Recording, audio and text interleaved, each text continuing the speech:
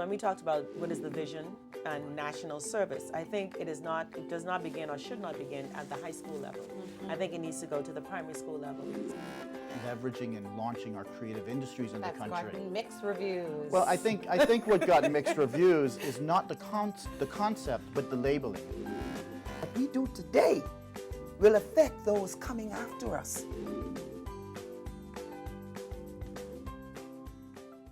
Good evening, Bahamas. You're tuned in to NB12, the weekend edition. The financial services sector facing major challenges. But remember now, when the government squeezes the banks, who does the bank squeeze? The latest on feared layoffs at a major bank. 525 days left until the opening of the multi-billion-dollar Baha Mar resort. More upgrades set for Lyndon Pindling International Airport, and the Defense Force Kids Summer Camp kicks off. That and so much more coming up. I'm Christina McNeil, and NB12 Weekend starts right now.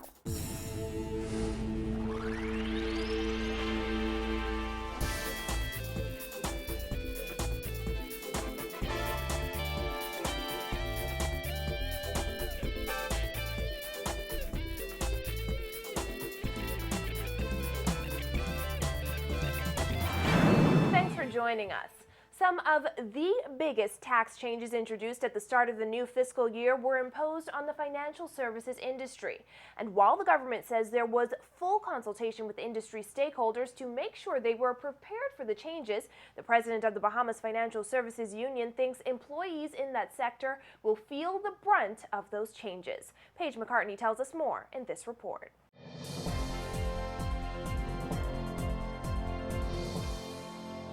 The fear is that as the government squeezes more out of these financial institutions, they'll find other ways to cut costs. Mortimer said these banks in the Bahamas are in the business of making a profit, no matter how small, not losing money. Bahamas Financial Services Union President Teresa Mortimer is referring to adjustments that have been made to fees imposed on international banking institutions since the start of the fiscal year. For instance, all international banking institutions operating in the Bahamas will now have to pay up to $75,000 in licensing fees. Mortimer is of the view that these changes will eventually have a negative effect on Bahamian workers. She says prior to the fee increases, she already heard reports of banks pulling out of the Bahamas, leaving their Bahamian workers with the bare minimum. But remember now, when the government squeezes the banks, who does the bank squeeze? The employee. So you adding fees onto them, and meanwhile, the employees who work in this industry, they're going to feel it. So even though you add a 3% increase, that's triggering down to the employees who work for the bank. But Mortimer says after numerous attempts trying to meet with the Minister of Financial Services, Ryan Pinder, and Minister of Finance, Prime Minister Perry Christie, the union's cries are falling on deaf ears. You have offshore banks that sometimes you find in their company there's two behemoths.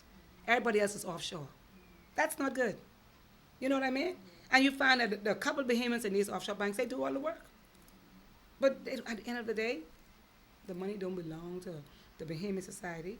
The minute the profits are made, they ship out of this country. So we have no way of helping our people. We wrote 3 requests for a meeting with the financial minister. And at one point, we were even there. And we were told the meeting had to be canceled. And so we give up. Because if the minister isn't interested in speaking to the union and represents a person in the financial sector, then what could we say? Pinder has said that the increases were necessary because as the industry evolves and new pressures and demands come about, the cost of regulations must also increase.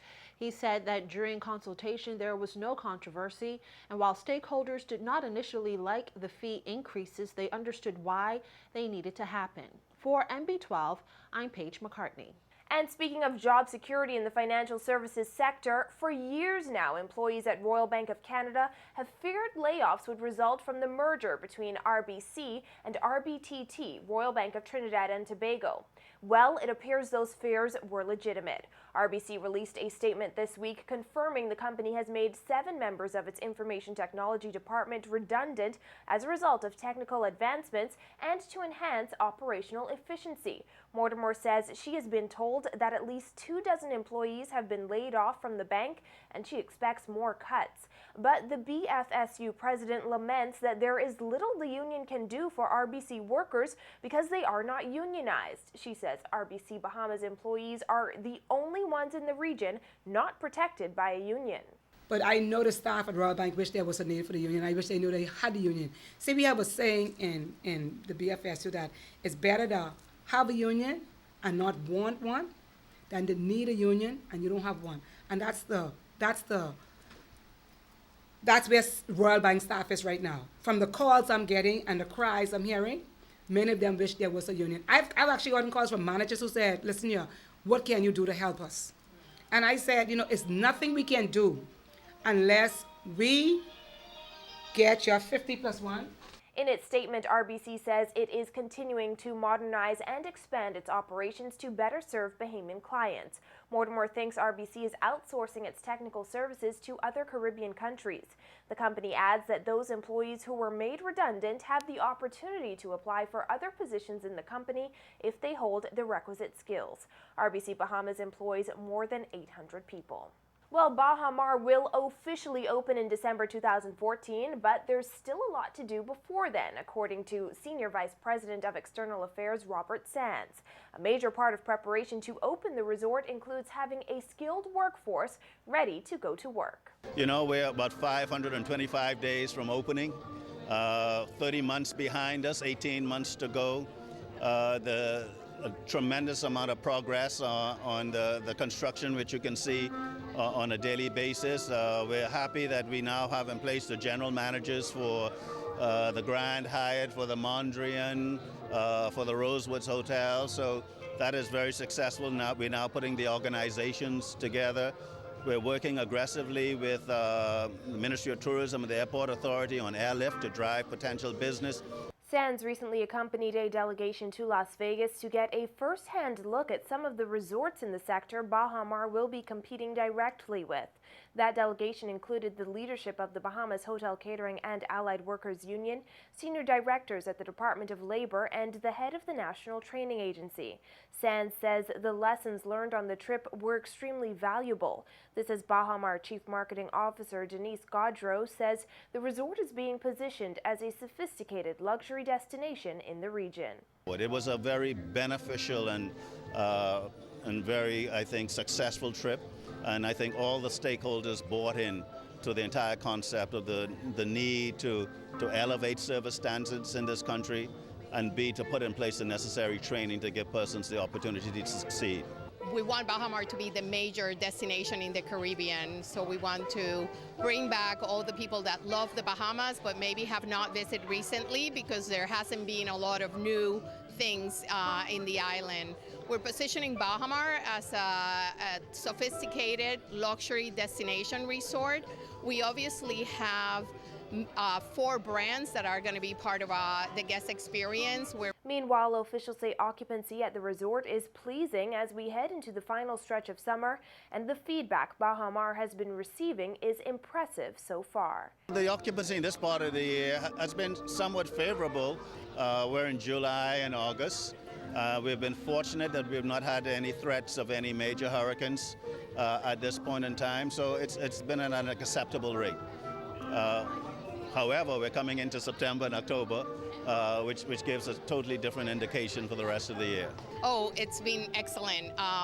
People are very excited. We just opened our airport lounge. We invite everyone that's arriving to the Bahamas to come preview Baha Mar, get excited.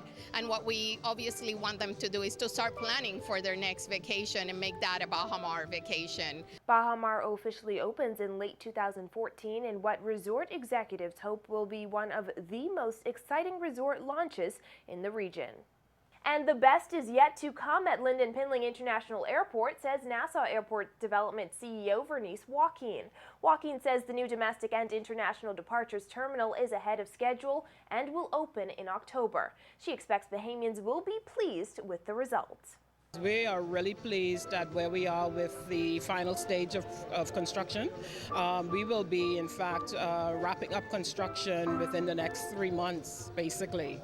And that is really exciting for us because the final terminal is the domestic and international terminal.